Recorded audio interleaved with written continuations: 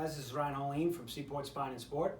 Today I'm going to give you some tips and tricks on how to decrease stress, tension in the neck and shoulder muscles. Hopefully increase awareness, mindfulness of having better posture, and empower you to have better posture throughout your day. Some neck and shoulder issues are a bit more complex. Say you have upper cross syndrome and that type of issue, you're going to want to get evaluated by a therapist. That treatment plan is going to have several phases to it.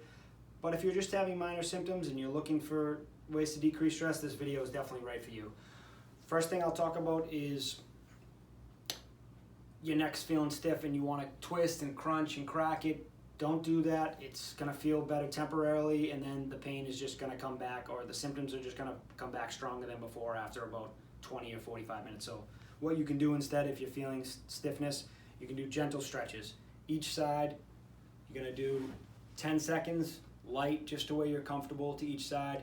To stretch the front, extend. It's going to stretch the muscles in here in the front of the neck. To stretch the back, again, just light. Keep it to a pain-free range, just to where you're comfortable. 10 seconds. And then to stretch the sides, or the SCMs, this hot dog shaped muscle in here, you're just going to rotate. And then rotate the other side to stretch this muscle.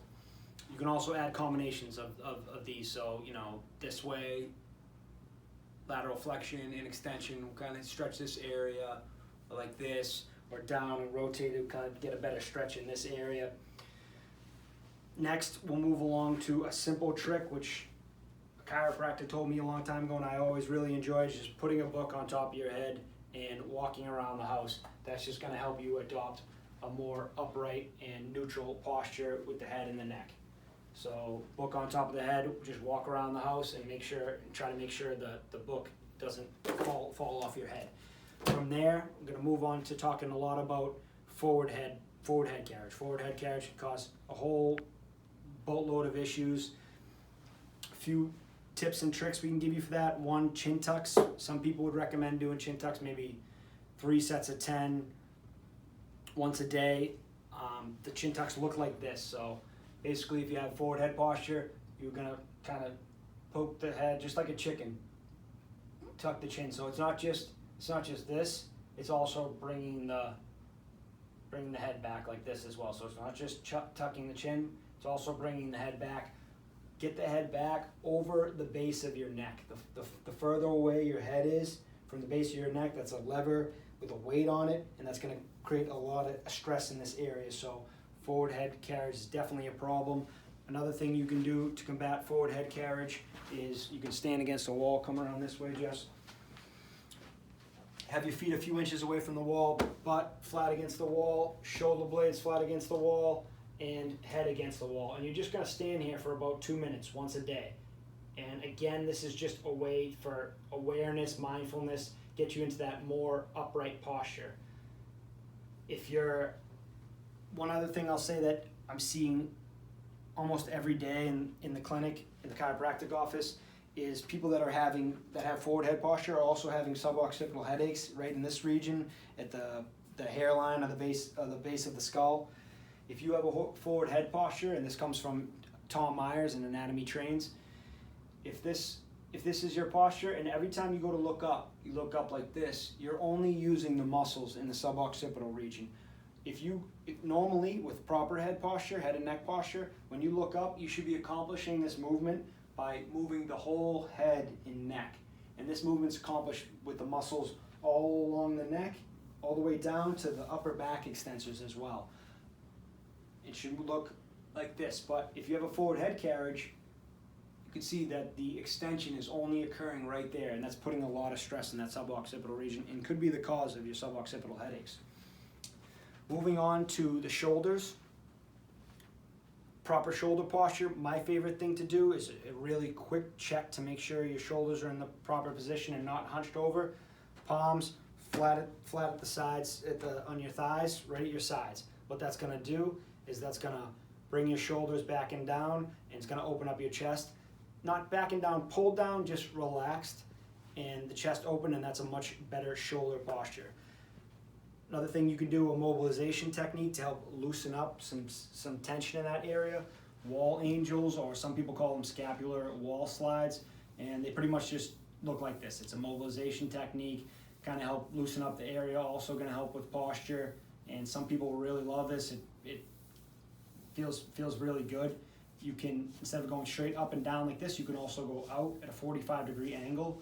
I kind of enjoy this. I feel like at the 45-degree angle, it's oriented in the same position as the muscle fibers, the lower trapezius, which is a muscle that's commonly underutilized with things like upper cross syndrome. Next, we'll move on to foam rolling. If I'm having tension in my neck, in my shoulders, I'm gonna foam roll everything. I'm gonna get the rotator cuff all under here. I wanna get pec minor, upper traps, maybe even some latissimus dorsi. You can do this against the wall, or you can do it on the floor. If you do it on the floor, it's really gonna hurt, so I'll show you how to do it on the wall. And you basically put the ball in there. You're gonna roll everything all in this region by putting the ball against the wall and just kind of going up and down like this. And if you're having a real tight rotator cuff, before even stretching, I would recommend trying to foam roll everything and see if that relieves some tension. You can kind of get this area as well. And just roll everything that feels tight. You can stop if you feel a muscle knot or a trigger point and kind of just lean into that. To get the pec minor, to roll that, you're gonna want to go against a wall. So come around this way for me, Jess. So the ball's gonna go here and right there, and you're just gonna kind of roll in this area. Again, this maul doesn't work very good for it because the board's here, but you would just put it in here and put the arm up and just kind of roll all in that area. You can move the arm as well to do a little active release technique, and you can do the same thing with the latissimus dorsi, kind of reaching and rolling in that region as well. Lastly, and this one's worth a walk, come on this way. To get the upper traps, this one feels really good. Again, you're gonna have to get in the corner of a wall for this one. Put the ball right here in the traps and just kind of rock back and forward. Just like that. And I definitely recommend trying that one out because that one feels really good. Come on back this way, Jess. We will move on to some light stretching if you feel like that's something you may need to do. You gotta be very careful when stretching the rotator cuff you could cause more issues by putting it in awkward positions. But one of my favorites is clasping your hands, putting the arms up overhead, locking out the elbows, and you can just sort of do a bow stretch in yoga. Kind of keep the shoulders sort of back and down, lock out the elbows, and just lean to side, and you should feel a good stretch in this region. You can also keep the hands clasped and kind of pump your hands like this, and you can feel a nice loosening in this region as well with that. And then to stretch the pec minor is a good stretch. Same thing, hands clasped behind the back. This one, you're not going to lock out your elbows. You're going to keep your elbows loose, and you're just going to bring the hands up like this. And you should feel a pretty good stretch in this region. If you do lock out your elbows and start to bring the arms up, you might get a pinching in the front of the shoulder, and that's definitely not what we want. Last thing we're going to talk about, probably the most important and best tip that's throughout this whole video, is walking. Going for a brisk walk several times throughout your work day, throughout your day. Walking is great for the low back, but also great for the shoulder and just general neck and back posture. One thing to do if you feel like you're a little hunched over, the quickest way to get someone that's hunched over to more upright position, you're going to use hitchhiker's thumb like this, and then you're going to rotate the shoulder girdle around, and that's going to kind of open you up, get you a little bit more upright, and from there you would go for a brisk walk. So I'll show you from the side, hitchhiker's thumbs, and then externally rotate the shoulder girdle. That kind of will give you a better, more upright posture, head, neck, shoulders. And from there, I will say one note on walking technique. You want to be very loose in the shoulder girdle and the upper back, and have a little stiffness in the core. So the athletic swag type walk, or walking like you own the world, walking with a purpose, get a good swing going in the arms.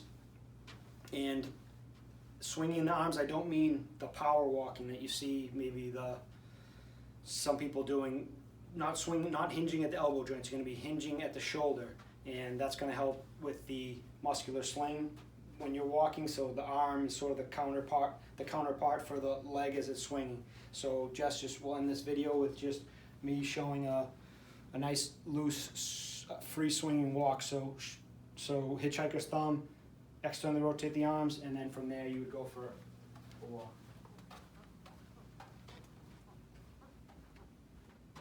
Again, a little stiffness here, very loose here.